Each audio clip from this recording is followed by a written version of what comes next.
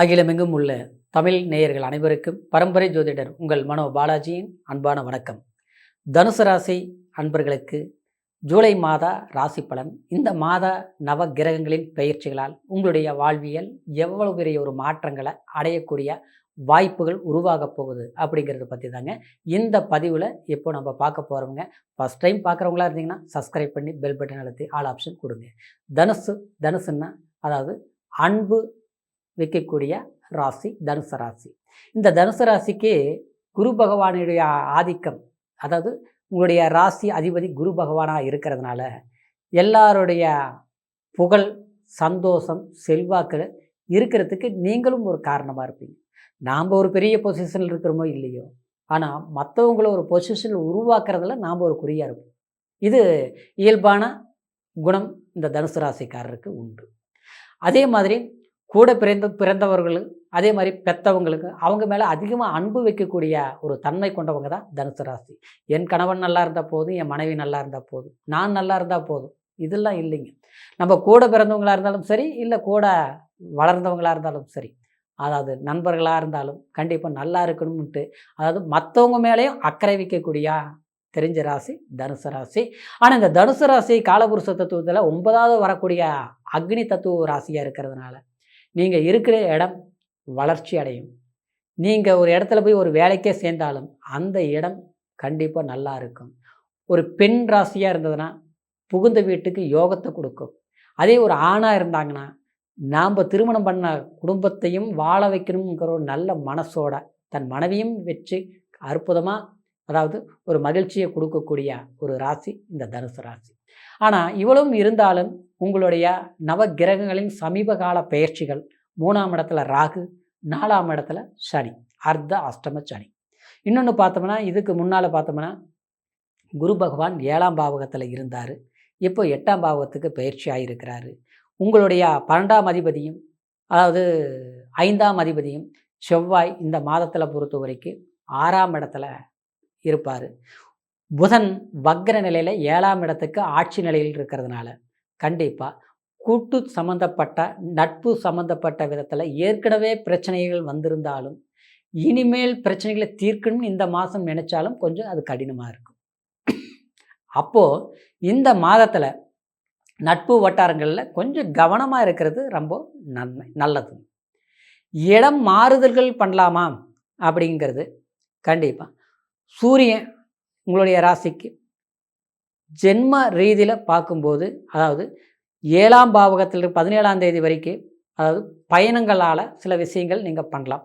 ஆனால் அந்த 17ஆம் தேதிக்கு பிறகு பயணங்களை குறைக்கிறது நல்லது. இடம் மாற்றங்கள், ஒரு வேலையினால் மாற்றம், ஒரு வெளியூர் போகிறத பற்றி யோசனை பண்ணுறது, அப்புறம் ஒரு ட்ராவல் சுச்சுவேஷன்கள் நம்ம உருவாக்குறது, ஒரு பயணங்கள் போய் ஒரு பிஸ்னஸ் முடிக்கலாம் அப்படின்னு செய்கிறது, இதில் எல்லாமே கொஞ்சம் தள்ளி வைக்கிறது இந்த மாதத்தில் கொஞ்சம் நல்லது. சரிங்களா? 9ஆம் பாவகத்தில், அதாவது கேது சஞ்சாரம் பண்ணக்கூடிய ஸ்தானத்தில் இருக்கிறதுனால இந்த பாக்கியஸ்தானம், அதாவது இது கூட பிறந்த ஒரு பிறப்புகள்கிட்ட, அதாவது சில பிஸ்னஸ் ரீதியிலையோ, இல்லை பணம் கொடுக்கல் வாங்கல் சம்மந்தப்பட்ட ரீதியிலையோ, இல்லை நம்மளுடைய சொத்து ஆஸ்தி ப்ராப்பர்ட்டி இது இல்லாமல் நம்ம சரிப்படுத்திக்கலாம், இல்லை நம்ம கொடுத்தது கேட்கலாம் அப்படிங்கிறத, அல்லது ஒன்றா இருக்கிறத தனியாக பிரிச்சுக்கலாம் நினைக்கிறதோ, இந்த மாதிரி விஷயங்களை செய்கிறது வேண்டாம். சரிங்களா? அப்படி போகும்போது ஒன்றும் அந்த பிரச்சனை தீராது, அல்லது அந்த பிரச்சனை நமக்கு அதிகரிக்கும். ஒரு பிரச்சனைகள் புதிய பிரச்சனைகள் கூட உருவாகலாம். உரம்புறையாக போகிறது கூட அவ்வளோ சிறப்பாக இருக்காது அப்படிங்கிறது தான் இதனுடைய தன்மை. அடுத்தது பார்த்தோம்னா, நம்மளுடைய தேவைகளுக்கு, சரிங்களா, வேலை சார்ந்த விஷயங்களுக்கு நம்ம பயணத்தை ஏற்படுத்துறது அது நன்மையை கொடுக்கும். அந்த பயணம் கூட அது எப்போன்னா 17ஆம் தேதிக்கு பிறகு தான் அது நல்லதாக இருக்கும். அடுத்தது பார்த்துட்டோம்னா, அதாவது செவ்வாய் 6ஆம் இடத்துல முழுமையான சஞ்சாரம் பண்ணிகிட்டு இருக்கக்கூடிய இந்த மாதத்தில் உங்களுடைய வழக்கு சார்ந்த விஷயம், சரிங்களா, வழக்கு சார்ந்ததுங்கிறது ஒரு பூமி, இல்லை ஒரு டாக்குமெண்ட் பேப்பர் சம்மந்தப்பட்டது, இல்லையோ ஒரு செக்கு வழக்கு சம்மந்தப்பட்டது, அது நாம் அடுத்தவங்ககிட்ட பண்ணியிருந்தாலும் சரி, இல்லை நம்ம மேலே யாராவது சில வழக்குகளை தொடர்ந்து இருந்தாலும் சரி, அந்த மாதிரி வழக்கு சார்ந்த விஷயங்களுக்கு கொஞ்சம் முக்கியத்துவம் இடுங்க, சக்ஸஸ் பண்ணக்கூடிய வாய்ப்பு. சரிங்களா? அடுத்தது கலைத்துறை, புது சேவை சம்மந்தப்பட்ட ரீதியில் வேலை செய்து கொண்டிருக்கக்கூடியவங்களுக்கு இந்த தனுசு ராசிக்காரருக்கு அந்த மாதிரி சம்மந்தப்பட்ட ரீதியில் அங்கே வளர்ச்சி அடையாமல் சில நெருக்கடிகளை மற்றவங்க உங்களுக்கு கொடுத்துருப்பாங்க. அதனால் நாம் இருக்கக்கூடிய ஒரு பொசிஷனில் இல்லாமல் அந்த பொசிஷனில் நாம் மற்றவங்கள உட்கார வச்சு அழகு பார்க்கக்கூடிய அளவுக்கோ, இல்லை நாம் இருந்த பொசிஷனில் நம்மளை தள்ளி விட்டு நம்மளை கேவலப்படுத்துகிற அளவுக்கோ மற்றவங்க ஒரு காரணமாக இருந்திருப்பாங்க. சரிங்களா? அந்த கைவிட்டு போன ஒரு பதவி, ஒரு வாய்ப்பு, ஒரு வேலை அல்லது நமக்கு வர வேண்டிய ஒரு பணம், பொருளாதாரம் கண்டிப்பாக உங்களுக்கு கிடைக்கக்கூடிய ஒரு மாதமாக இந்த மாதம் இருக்க போகுது. சரிங்களா? எல்லாத்தை விட ஒரு லோன், ஒரு அரசியல் துறையில் சமூகத்தில் வேலை செஞ்சுட்டு இருக்கிறவருக்கு ஒரு பதவி பொசிஷன் அங்கீகாரம் கிடைக்கக்கூடிய ஒரு மாதமாக இருக்க போகுது. அதுக்கு உண்டான முயற்சிகள் நம்ம எடுக்கலாம் அல்லது நமக்கு தேடி வரக்கூடிய வாய்ப்பு உருவாகும். கடன் நெருக்கடிகள் சம்மந்தப்பட்ட ரீதியில் இருக்கிறவங்களுக்கு ஒரு மாற்றங்கள் ஏற்படுத்தும். தேவையில்லாத ஒரு அதிகபட்சமான ஒரு கடன்களை அதிகமான வட்டிக்கு வாங்கிட்டோம், இல்லை வாங்கக்கூடாத இடத்துல வாங்கிட்டோம், அதை எப்படி சமாளிக்கிறது, அதை எப்படி சரிப்படுத்துறதுன்னு கணக்கு போட்டு அதுக்கு உண்டான முயற்சி எடுத்திருப்போம். ஆனால் வர வேண்டிய இடத்துல வந்தால் தானே கொடுக்க வேண்டியது கொடுக்க முடியும். இன்றைக்கி நாளைக்குன்னே அப்படியே தள்ளி போயிட்டு இருந்ததுன்னா நம்ம வாங்கின கடனுக்கு வட்டி தான் அதிகமாகுது. இல்லை அல்லது அந்த வாங்கின இடத்துல நமக்கு ஒரு மன கஷ்டமாக அடைகிற அளவுக்கு, ஒரு அவமானப்படுற அளவுக்கு சூழ்நிலை உருவாகக்கூடிய சுச்சுவேஷன் நெருக்கத்தில் இருக்கிறோம். அந்த மாதிரி நெருக்கடியில் இருக்கிறோம். தீர்த்துக்க முடியுமான்ட்டு நீங்கள் சில முயற்சி எடுத்திருப்பீங்க. இது வரைக்கும் சரியாக அமையலை. ஏன்னா அர்த்தாஷ்டம சனி இல்லைங்களா? நமக்கு வர வேண்டிய பணம் வராது. நாம் வாங்கின பக்கம் பதில் சொல்ல முடியாது. இல்லை நாம் ஒரு வாய்ப்பு இருக்கோம், இதில் ஒரு 10 ரூபா போட்டோம்னா ஒரு பிஸ்னஸோ அல்லது நமக்கு ஒரு 10 ரூபா கொடுக்க வேண்டிய இடத்துல கொடுத்தோம்னா இன்னும் நம்ம சேர்த்து கூட வாங்கலாம். இப்படி ஒரு கணக்குகள்லாம் இருக்கும். ஆனால் அது சரி வரல, பண்ண முடியல. ஆனால் இப்போ இந்த மாதத்தில் நீங்கள் அந்த மாதிரி வாய்ப்பு வரும். சரிங்களா? மாத கடைசியில் வரும் 26ஆம் தேதி 25ஆம் தேதியிலிருந்து அந்த மாதிரி வாய்ப்புகள் ஏற்படும். அப்போது அதுக்குண்டான முயற்சி அந்த நேரத்தில் நீங்கள் எடுங்க. அது உங்களுக்கு சாதகமாக இருக்கும். சரிங்களா? இது ஒரு விதத்தில் உங்களுக்கு சாதகமான யோக பலன்களாக இருந்தாலும் சூரிய பகவான் உங்களுடைய ராசிக்கு, அதாவது 8ஆம் பாவகத்தில் சஞ்சாரமாகக்கூடிய காலகட்டத்தில் பிரயாணங்கள் அப்படிங்கிறது ஒன்று, ஆரோக்கியங்கிறது ஒன்று. சரிங்களா? வண்டி, வாகனம், போக்குவரத்து சம்மந்தப்பட்ட ரீதியில் ஏற்கனவே சில பிரச்சனைகள். ஒரு வண்டி வாங்கினேங்க, அதில் கொஞ்சம் பிரச்சனையாக இருக்குது, அது விற்கலாம்னு நினைக்கிறேன். இல்லை ஒரு இடம் வாங்கினேன், அது இன்னும் வாங்கினதுலேருந்து சரியில்லை. இல்லை ஒரு வீடு வாங்கினேன், அது வாங்கினதுலேருந்து கொஞ்சம் பிரச்சனையாக இருக்குது, அது விற்றுட்டு நான் வேறு ஒன்று ஏதாவது மாற்றி பண்ணலாம் அப்படின்னு கணக்கு போடுவீங்க.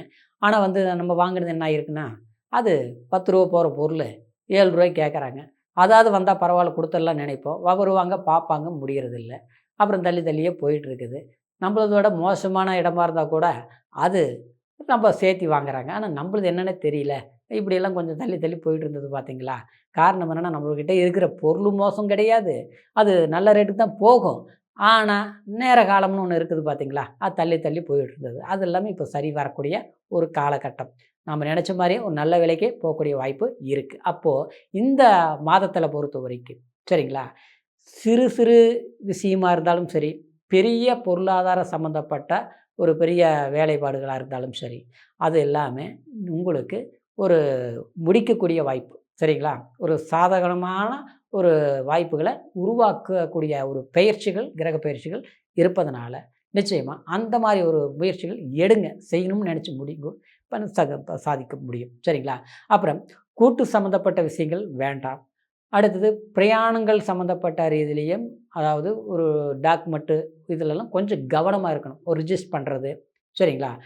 பண்ணணும்னு நினைக்கிறது, ஒரு ஜாமீன் கையெழுத்து போட்டவங்களால நாம் சிக்கினத ஒரு பிரச்சனைகளை தீர்க்கிறது, இந்த விஷயத்தில் கொஞ்சம் கவனத்துடன் செயல்பட்டால் சிறப்பாக இருக்கும்.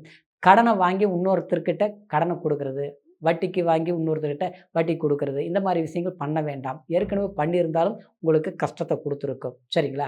குடும்ப ரீதியில் சிறு சிறு சங்கடங்கள் இருந்துகிட்ருக்கும், சலிப்புகள் வரும், நம்மளை புரிஞ்சுக்கிறவங்கள புரிஞ்சுக்க மாட்டாங்க, விலகி போகவாங்க, இதெல்லாமே கொஞ்சம் இருக்கும். அதை நினச்சி நீங்கள் வருத்தப்பட வேண்டாம். சரிங்களா? அதுக்கு பிரார்த்தனை, உங்களுடைய இது தட்சிணாமூர்த்தி வழிபாடு, குரு பகவான் வழிபாடு அல்லது சிவன் வழிபாடு செய்யுங்க. கண்டிப்பாக மன ஒரு மகிழ்ச்சிங்கிறத விட மன ஆறுதல் கிடைக்கும், நிம்மதி கிடைக்கும். சில விஷயங்கள் சில வழிபாடுகள் பண்ணும்போது நமக்கு மனசளவில் இருந்த சில பாரங்கள் விலகும்.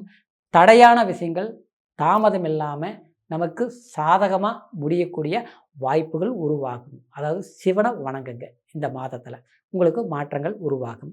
எப்போவுமே நீங்கள் சனிக்கிழமை நாளில், சனி பகவானுடைய நாளில் நீங்கள் நான்வெஜ்ஜு சாப்பிட்றவங்க சாப்பிடக்கூடாது, சரிங்களா? ஏதாவது ஒரு ஆலயங்களுக்கு, அம்மன் கோயில்களுக்கு போயிட்டு வர்றது உங்களுக்கு இன்னுமே ஆரோக்கிய திடத்தையும் மன திடத்தையும் சாதகமான வாய்ப்புகளையும் திடீர் அதிர்ஷ்ட யோகத்தையும் உங்களுக்கு ஏற்படுத்தும். குடும்ப வாழ்க்கை, மன வாழ்க்கை சம்மந்தப்பட்ட ரீதியிலையும் மகிழ்ச்சிகள் உருவாகும், சரிங்களா? இது மட்டும் பண்ணுங்கள். இப்போ சொன்ன பலன்கள் கோச்சார அடிப்படையில், அதாவது கோச்சாரம் அப்படின்னா ராசியின் அடிப்படையில் பலன்களை சொல்லியிருக்கிறோம், சரிங்களா? இந்த பலன்களுக்கு தகுந்த மாதிரி லக்னம், உங்களுடைய பிறப்பு ஜனன ஜாதகத்தில் தசாபுத்திகளுக்கும் ஒரு பலம் உண்டு, யோகங்கள் உண்டு, அதாவது அதிர்ஷ்டங்கள் உண்டு. சிலருக்கு எப்போ பார்த்தாலும் கஷ்டம், சிரமம் ஏதோ ஒன்று மாறி மாறி வந்துகிட்டே இருக்குது, என்னென்ன தெரியலையே அப்படிங்கிறவங்களுக்கெல்லாம் முழுமையான பலன்கள் நம்ம ஜாதகத்தை தான் தெரிஞ்சுக்க முடியும்.